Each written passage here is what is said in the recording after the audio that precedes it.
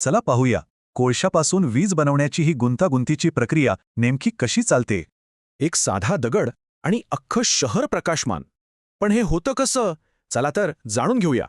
हे सगळं होतं एका स्टीम पॉवर स्टेशनमध्ये, जे खरं तर ऊर्जा बदलासाठी एक मोठं इंजिन आहे. कोळशापासून विजेपर्यंतचा प्रवास हा 5 मुख्य टप्प्यांमध्ये होतो. बघूया कोणते आहेत ते. पहिला टप्पा पल्वरायझर. इथे कोळशाची इतकी बारीक पावडर केली जाते जेणेकरून तो लवकर जळेल.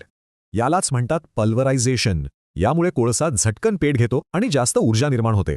दुसरा टप्पा, ही पावडर भट्टीत जाळतात आणि त्या उष्णतेने शुद्ध पाण्याची उच्च दाबाची वाफ बनते. बॉयलरच्या आत भट्टी, वॉटर ट्यूब्स आणि सुपरहीटरसारखे अनेक भाग एकत्र काम करतात. तिसरा टप्पा. आता ह्या उच्च दाबाच्या वाफेच्या जोरावर टर्बाईनची पाती प्रचंड वेगाने फिरायला लागतात. आणि मग येतो चौथा टप्पा. फिरणारं टर्बाईन जनरेटर चालवतं आणि वीज निर्माण होते. आता पाचवा टप्पा.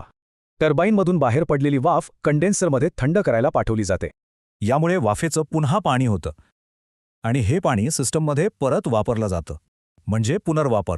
पण पुन्हा वापरण्याआधी हे पाणी गाळणे आणि एरेशन अशा अनेक प्रक्रियांमधून शुद्ध केलं जातं.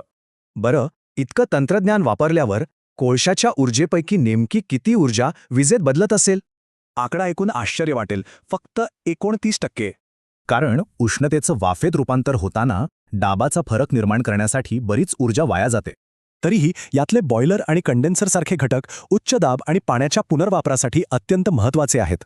जर ही प्रक्रिया फक्त 29% कार्यक्षम असेल तर मग भविष्यातल्या ऊर्जेचं काय? विचार करायला लावणारा प्रश्न आहे, नाही का?